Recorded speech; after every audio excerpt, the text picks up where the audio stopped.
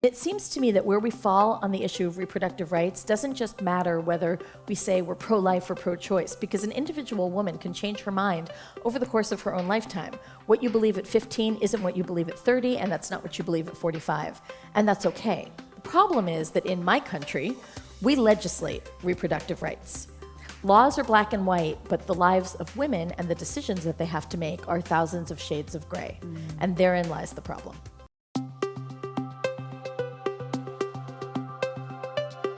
To the Harbor Grace excursion with the voice to have. Books really saved my life.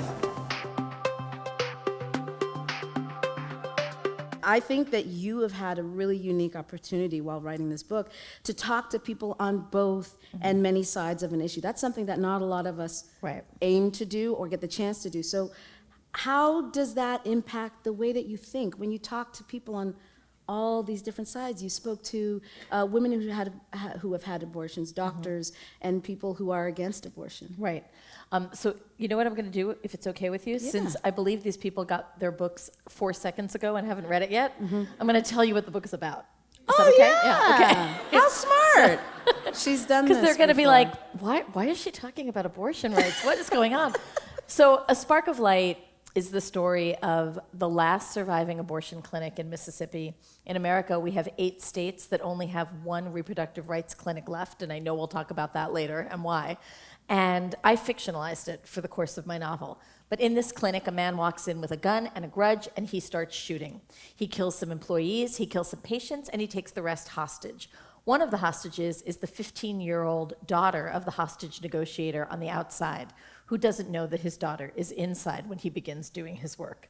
The other thing that you need to know about the book is that it goes backward. So the first thing you see when you open the book is the standoff between the hostage negotiator and the gunman. And every chapter goes back in time 1 hour until at the very end of the book you learn what brought all of these very diverse people there at this moment. So now we can keep talking. Okay, thank you. So the reason that I aim really hard to talk to people of different points of view is because I definitely have an opinion. Everyone here is going to leave having heard my opinion tonight. But because I'm not shy, but when you read my books, I don't ever want to tell a reader what they're supposed to think. What I really want you to do is to hear all different sides of an issue and perhaps to hear what the other side has to say for the first time. You may not change your mind, but it also may be the first time that you really heard the opinion of someone who doesn't think the way that you do. Ultimately, it's going to be up to you to decide what you want to do with that. But because of that, I can't do my job right unless I'm talking to everyone who has a different point of view and making sure that it's espoused somewhere in the pages. So I'll ask you again. Yes. What was it like? It was pretty wild, actually. When I talked to people who were pro-life, I went in there with a lot of misconceptions. I assumed that everyone was going to be a religious zealot that I had nothing in common with. And in fact, the people— You really thought that? I really did. Yeah, I thought they would be like hardcore, religious folks that I just couldn't really identify with. And I found instead people who were smart and funny and engaging, people I absolutely would have been friends with, who come from a place of deep conviction and deep compassion, just like I do, but they believe one fundamental difference, which is that life begins at conception. And it was really great to be able to have those conversations. One of the coolest things that I did during this book tour was talk to a woman named Jen Hatmaker, who is an evangelical Christian from Houston, Texas, who has a podcast with like millions of followers. And we had a very respectful conversation about reproductive rights, even though we are completely in 2 different camps. And that was amazing to be able to do that, to model it for her listeners. Afterward, I had hundreds of tweets and emails from her fans who said, wow, you really gave me something to think about, which is really cool. And then talking to women who have terminated pregnancies was really eye-opening for me. I talked to 151 women. Of those 151, 1 regretted it, and of those 151, all of them thought about it daily.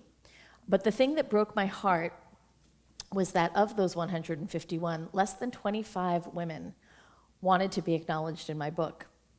they wanted to use the word anonymous or initials or a pseudonym.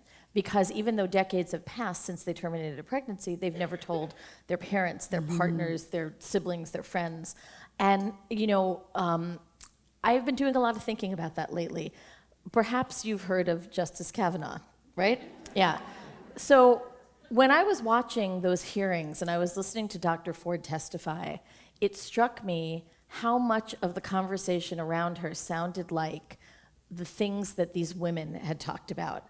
And I realized that there are actually a lot of parallels between women who have terminated a pregnancy and women who are survivors of sexual assault or of an attempted assault, namely in that the women don't tell their stories.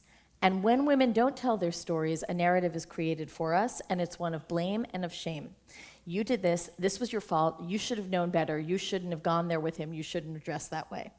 As far as I know, in both sexual violence and a pregnancy, you're not the only one alone in the room, but still, that's not how it shakes out. And I actually, I want to do a little experiment, and I'd like you all to help me. I've done this at every event. I would like you to raise your hand if you know someone who is a survivor of a sexual assault or of an attempted sexual assault. Can you raise your hand? Okay, put your hands down. I'd like you to do the same thing if you know someone who has terminated a pregnancy. Same number of hands went up, but you haven't heard those stories. Why not? Yeah. And I think it's really important that women come forward and take back that narrative and recognize that 1 out of 4 women will terminate a pregnancy in the course of her lifetime. That's a lot of people. And unfortunately, it hasn't been normalized because women aren't coming forth and saying this, and instead they're cast as evil and selfish. Well, if the people who are terminating pregnancies aren't nameless and faceless, but are your friends, your sister, your employee, your next door neighbor, your teacher, suddenly it's a lot harder to cast someone as a villain.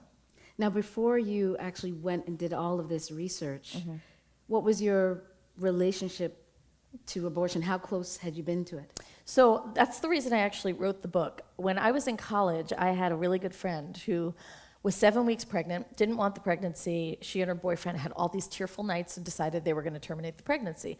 I was with her 100%. I said, yep, you go. Years later, I was pregnant with my 3rd child, and I had a complication, and I too was 7 weeks pregnant. And I went to the doctor, and he said, this pregnancy might not make it. And I was devastated because she was already a baby to me. And I thought, how can both be true? Yeah. How can I hold both of those in my head? And it seems to me that where we fall on the issue of reproductive rights doesn't just matter whether we say we're pro-life or pro-choice, because an individual woman can change her mind over the course of her own lifetime. What you believe at 15 isn't what you believe at 30, and that's not what you believe at 45. And that's okay. The problem is that in my country, we legislate reproductive rights. Laws are black and white, but the lives of women and the decisions that they have to make are thousands of shades of gray. And therein lies the problem. You talk about holding different ideas at the same time.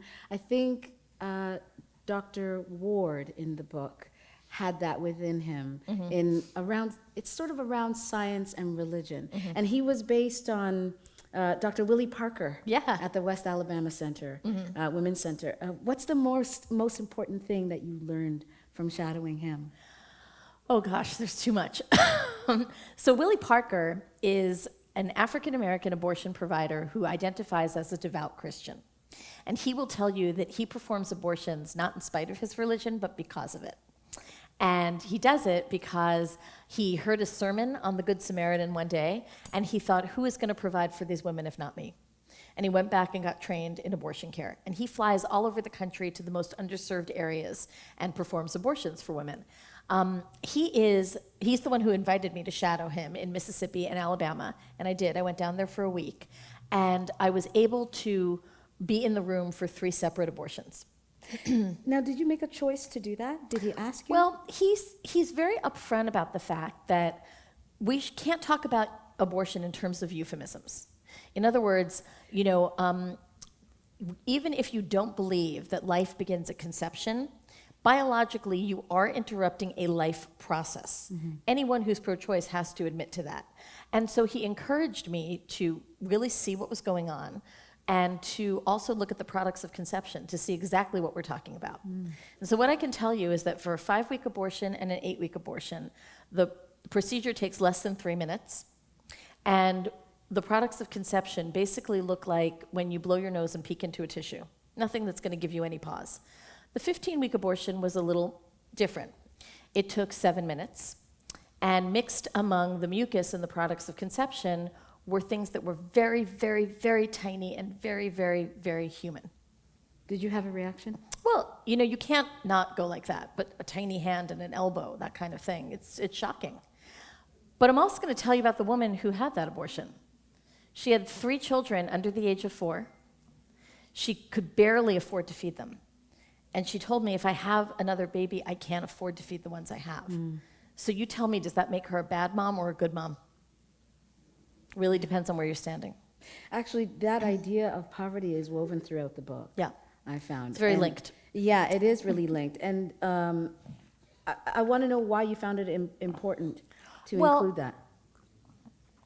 It's important because when we talk about reproductive rights clinics, we tend to default to the narrative that we hear the most often, which is these are abortion clinics, these are baby-killing doctors. That's what you hear most often in the news, especially because the pro-life community is very vocal. 97% of the work that reproductive rights clinics do has nothing to do with abortion. In America, that is a lot of health care for women, particularly poor women and women of color in the Deep South, who rely on those clinics because there are federal funds that make it free. So they get contraception, they have cancer screenings, STD screenings, they even take care of men, actually, in some of these clinics. That's 97% of their work. 3% of their work is abortion care. And if you go to a clinic in America, you have to pay for your abortion. There are no federal funds allocated to abortion care. So when you hear people saying, defund Planned Parenthood, what they're really trying to do is say, let's get rid of abortions. The great irony is, if we defund Planned Parenthood, literally the only thing they will be able to do are abortions, because that pays for itself. That is so interesting. Just saying. Did you tell that to the Janine woman on the radio station? Oh, the podcast? Hatmaker? Yeah, sure. What'd she say? She was just like, you know, I mean, she let me talk, which was great. I actually thought she was going to edit out my entire part, but she didn't. She was great. And, you know, I think she actually is a really nice lady who has very deep faith and very deep convictions because of that faith. And I think it was eye-opening to her, you know, to kind of hear some of that stuff, which is, that's the point. The point is to start talking about something that we don't talk about. Well, there was some eye-opening stuff for you when you spoke to the pro-lifers. Yeah. And I know that you said that George, the man who took the clinic hostage, was the hardest character to write. Yeah. But you managed to write him still with such compassion. So what was the struggle exactly? So when I think of this book, and I think of the characters in this book, I actually think of it like a Rorschach blot, because they fold back in on each other.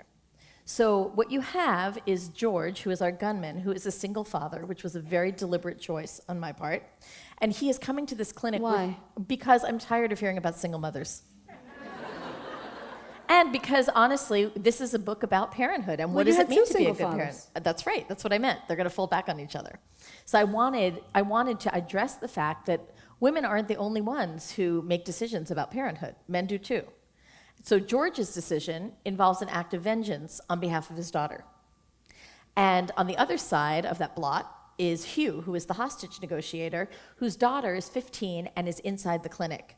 And as you can imagine, he will do anything it takes to keep her safe and to get her out safely. So again, you know, they're two polarized sides. Also in the clinic at the same time is a character named Joy. Joy has just finished terminating a pregnancy when the gunman enters. And so she's in a recovery room, still recuperating. And then there's Janine. Janine is a pro-life protester who's usually outside the gates, but that day she has put on a disguise and she's gone inside the clinic to try to catch them saying something incriminating on tape that she can then put on the internet to sort of, you know, enhance the pro-life cause. So she is truly in the wrong place at the wrong time. But Joy winds up being the one who physically Janine winds up physically taking care of Joy while she is recuperating, and there's a gunman in their midst. You know, and so you're hearing both of their points of view, but they're also realizing beyond that, we are both women and we are in a crisis situation together, and we better have each other's back. The way that you structured the book, too, was, as you said, you went backwards. Yeah. Why did you do that? So to me, this is a book about conception, not where life begins, but where ideas begin. And I really wanted to peel back the layers of the onions of each of these characters to figure out how did they come to their own beliefs about reproductive rights. Is that something you learn at the knees of, you know, your parent, your pastor, your friends? Is it your own personal experience? What is it that makes us form our opinions? And going backward through their lives from the crisis situation all the way to the first moment that morning that they all decided they were going to this clinic seemed to me the best way to do it. What's really interesting is that the structure of the book was a beast in and of itself. When I write a book, I usually have a 3-page outline. It's pretty simple. I know the characters, I know where I'm headed, I know the twist because I want to leave you a paper trail, but I don't really do a formal, intense outline. This book had a 48-page outline. Wow. Because I was juggling 10 different characters going backwards, and I needed to make sure that I covered them all. And the most interesting part for me was in editing the book, I made my husband go out and get those tiny little colored Post-its, and I flagged the entire book based on character, who was the main character in the scene. And then I edited in reverse 10 times each character's thread to make sure it went all the way through, and then I edited it forward, and I'll never do it again. Yeah. It was a lot.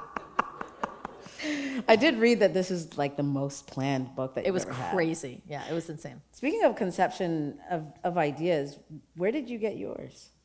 For Not the- for this book, in general. Oh, that's a really good question. Around your ideals and your opinions. Where do your ideas come from? They definitely come from my family. You know, there's no question. And my parents were, when I was growing up, I remember my parents were really fiscally conservative, but very socially progressive. And I do remember the point where I told my dad if he voted Republican one more time, he'd never see his grandchildren again. So Were you serious? yeah. Yeah.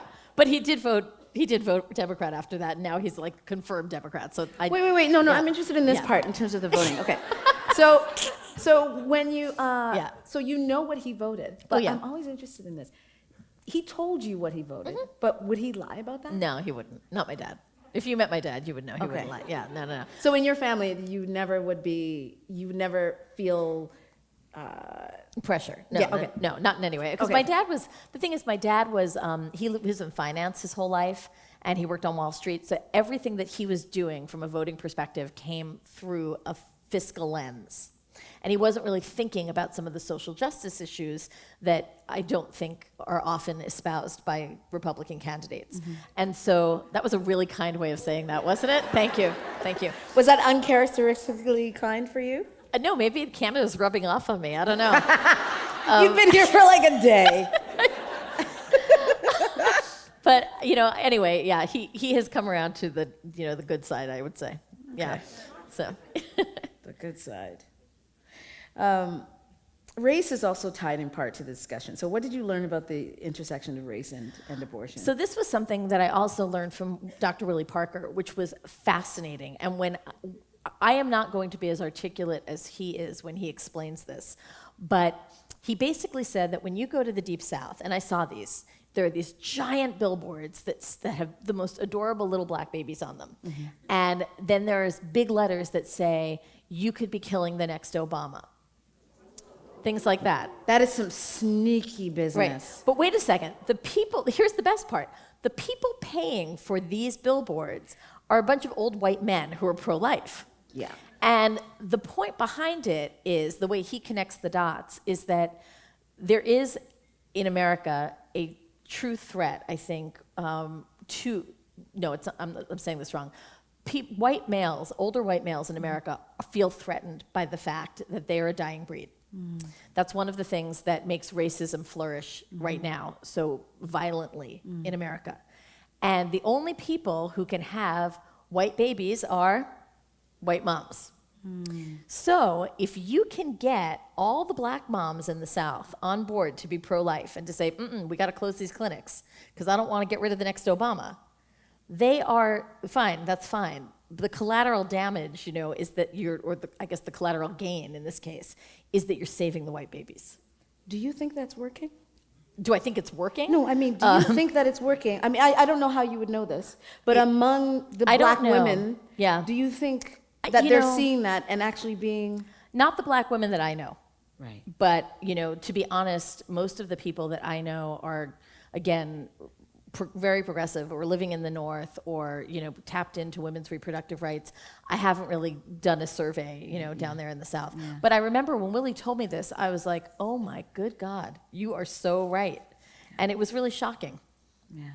And it's very hard to extricate poverty and economic status and race from reproductive rights. They are all just knotted together. So in your research, and I really appreciate that you did the kind of research that led you to a 48-page outline. What was the most surprising when you were learning about all these linked... The laws. Sorry? The laws. So I'm going to give you all a little American civics lesson now, okay?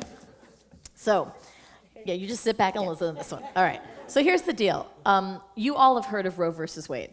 Right. Roe versus Wade is our federal law that says women have a federal right to terminate a pregnancy if they want to. Remember I told you that there are 8 states that only have 1 abortion clinic left. That is because since 2012, there have been over 280 threats at the state level, which I guess would be kind of like your provinces, to abortion rights. They flood the Deep South, and particularly the Bible Belt, with legislation, and sometimes it sticks. And I'll tell you about those in a second. But eventually, what happens is someone appeals it to a higher court and a higher court, and every now and then it gets all the way to the Supreme Court. And at that point, the justices look at Roe versus Wade and they go, well, there's still that federal right to an abortion, and there's a clause in Roe versus Wade that says a woman cannot be put under undue burden. And apparently not having a single clinic in your state is an undue burden. So because of that, those 8 states always get to keep their clinic. The minute Roe versus Wade is overturned, and yes, I do think that's going to happen with Kavanaugh on the court, that we lose that. And all of a sudden, women become at the mercy of their zip code. Rich women, no problem. They're going to be able to cross state lines and do anything they want to do. Yeah. Poor women, women of color in particular in the Deep South, they are not going to be able to. And we'll see more back alley abortions, and we will also just see terrible, a total loss of women's health care, much less abortion rights in the Deep South and the Bible Belt. So let's talk a little bit about those 280 plus threats to Roe versus Wade that have very slowly been chipping away at abortion laws in the individual states. In 2016 in Texas, there was a law passed that said every abortion clinic also had to have a surgical suite attached to it because of all of the complications that come with abortion. This is quite interesting because abortion is the safest surgical procedure you can have. 0.3% of women have a complication. Here are some things that are more complicated than abortions: liposuction, colonoscopies, vasectomies, and having a baby. Okay? But it was 2016, there were 40 clinics in Texas, 20 of them closed because they could not afford to build a surgical suite. By the time that law was overturned, they stayed closed, which is exactly the point of that legislation. In 2016 in Alabama, then Governor Mike Pence signed a law that said a woman who asked for an abortion due to a fetal abnormality had to instead be counseled in uterine hospice, which meant you had to let the fetus die inside of you and be expelled naturally, at which point the fetus had to be cremated or buried even if the parents didn't wish it. That was also overturned. Here is a fun fact. That case is coming to the Supreme Court, and it will be the first abortion rights case that Kavanaugh rules on. I was just going to ask whether you have any issues with the Supreme makeup Court? of the Supreme Court. You think? Yeah. I don't have to ask anymore. No. And there's another law in 2014 in Alabama that said if you were a minor and you asked a judge for a judicial waiver to have an abortion because you didn't want your parents to know, if you were living in that state at that time, you would have had a seasoned attorney appointed against you to be the voice of your fetus in court. And that law, again, was eventually overturned. But there are lots of laws that are still on the books in America in about 12 states, including very progressive ones like California, that are inaccurate or scientifically wrong. Right now, there is a law that says if you have a medication abortion, which are the 2 pills that you can take if you're up to 12 weeks pregnant, you also by law must be told that progesterone will reverse the effects of that medication. That is a flat out scientific lie. But in 12 states, that law is still on the books. How can that be? How it can be is that it's not a federal law. Remember, it's a state law. No, but I mean, Right. how can it be that they can say something that Is it true? Have you seen our president?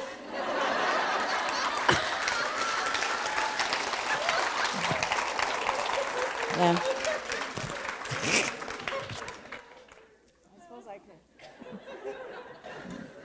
I mean, you know, I'm being glib, but the truth is No, that I understand. what happens is, you know, the people who are deciding this at the state level, it's pro-life, like pro-life PACs, basically, like super PACs that create legislation that flood the system every year, knowing not every court is going to pass it.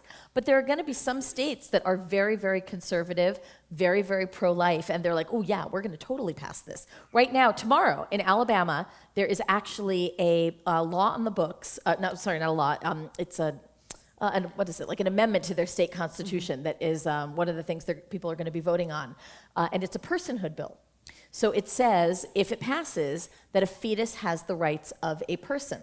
Now, the reason this is dangerous and a very slippery slope is not just because of how the ramifications it will have for abortion rights in Alabama, but it also means that if you smoke or drink while you're pregnant, you can be charged criminally.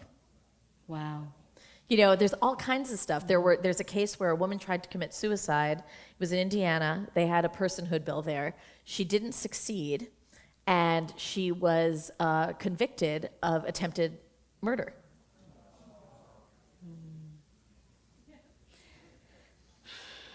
We do need that bottle of wine, don't we? Yeah, we do Yeah, need we a bottle do. of Yeah. wine. All right. Now, you wrote about a man going into a building, shooting people because of his beliefs. Mm-hmm.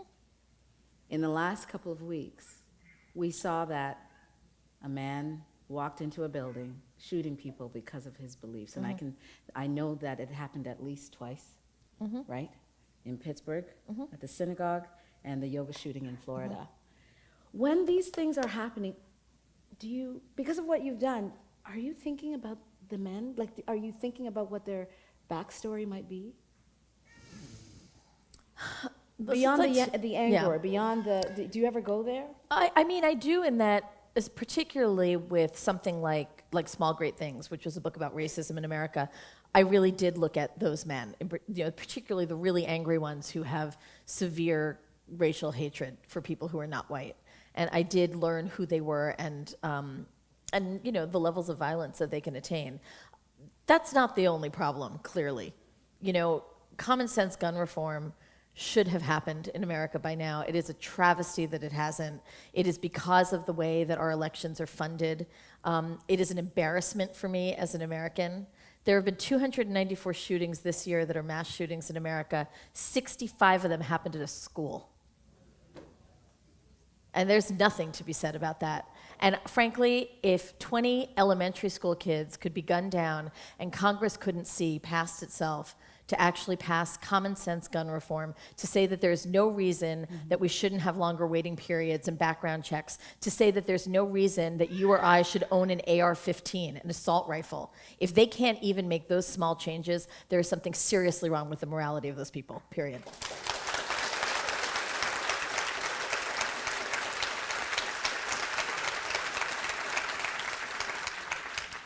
Now, we were talking about these men, and you mentioned that old white men are feeling attacked or endangered. Threatened, yeah. And these were not old white men, they were younger white men. But what should we be talking about around that? What do we need to... Wow, that's a really good question. I know it might seem like we don't need to talk about No, them. But the truth is, yeah. they are part of our humanity. No, they are. And I think, unfortunately, the reason that we are seeing a lot of younger, angry white men is I lay the blame precisely at Trump's feet. He has opened a Pandora's box of hatred. It's going to be very hard to put that back in, and I don't know if we can anymore in America, to be totally honest. You could argue that it's better to, know the enemy than to just assume that he might exist. I don't know that that's necessarily true. I think there are codes of decency that have been breached at this point. What I really think has to happen, though, is that it's got to start way earlier. And when you talk about something like reproductive rights, for example, we talk a lot to our daughters about how to be safe, right? We don't talk to our sons about how to respect women. And we really need to. The Me Too movement has been very interesting in America. I don't really understand why it's such a high bar to keep your pants zipped during a business meeting.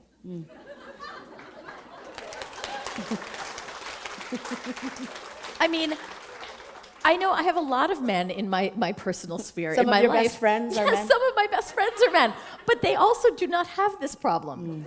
And I don't understand that. I have never felt the urge myself to have to take off any clothes in the middle of a business meeting. And I'm glad you're not doing it now.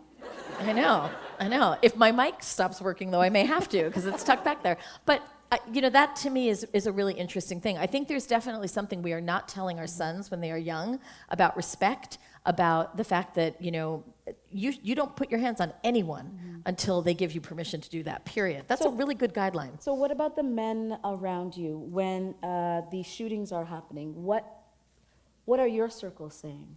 Oh, I'm surrounding myself with amazing people who are just as actively crusading to try to get people to understand that we need common sense gun reform as anyone else. Look, my husband grew up hunting, and we have rifles in a gun safe in our basement.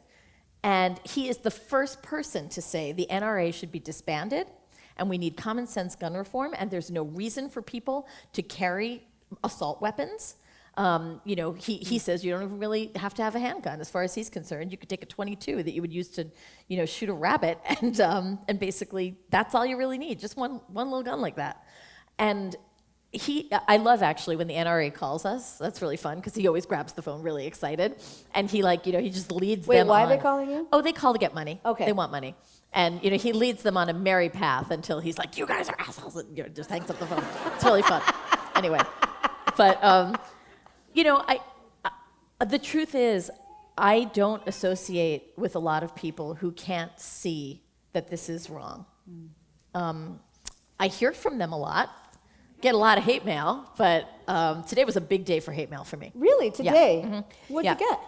Let's see. Today I got one piece of hate mail about abortion rights, and another piece of hate mail from a woman who was very upset because I said that the Tea Party is like the KKK in Small Great Things, which I didn't make up, actually. And I tried to tell her this, that the white supremacists that I had interviewed showed me clips of a Tea Party candidate and a KKK rally, and it was eerie how similar the two speeches were. The only thing that changed is instead of the word government, they used the word Jew. Instead of the word welfare, they used black. And instead of the word social ilk of the people or something, they used gay. That was the only difference. And I was not the only person who's noticed this. Actually, when I saw the movie Black Klansman, Spike Lee mentioned it too, and I was like, "Oh, good for you! You knew that, And I was, it's true. But That's I was really like, funny to me, right? I know. But I was like, because he obviously had done research with people, yeah. And it was terrific because I had never seen that anywhere except for when I spoke to the white supremacists. So anyway, this woman was really upset because I apparently had painted the Tea Party with too broad a brush, and so what she said was that she was going to destroy my book and never buy any more. And I said, I totally You mean understand. like her own personal copy of your... Yeah. So I asked her to donate it to a library, and she said, no, because I don't want anyone reading this filth. Okay. Yeah. So it was that kind of day. Yeah. You seem pretty good at dealing with that kind of stuff. I mean, I've had death threats for this book. On Twitter. Yeah, that's fun. I spent an entire weekend running Twitter blockchain. Did you consider it serious? Well, I didn't meet them, but I've heard from a lot of the same guys. The white supremacists crop up, and this is the same crowd of people who are, saying terrible things about me or terrible things about my family. I don't take it particularly seriously because it's on social media. Sometimes Twitter can even be moved to block someone, and then they recreate a new account. And if not, I just block them from my feed, and I go on with my merry life. And I have to tell you my favorite piece of hate mail, though, for this book. Okay. Okay, this is a good one. Came from Hank in Cleveland. I woke up one morning, and he wrote, I heard where you said Justice Kavanaugh should read your book because he might change his mind about abortion. He's not going to change his mind because he's a devout Catholic. This is none of your business, so you should shut up and take your ridiculous curls with you. Yep. Your curls. My curls, my ridiculous curls. They're ridiculous. So I wrote him back, because I write everyone back. Yeah. Oh, yeah. Yeah, you bet. And I wrote, I'm guessing you haven't read my book. Actually, this is my business, and I rather like my curls. Yeah.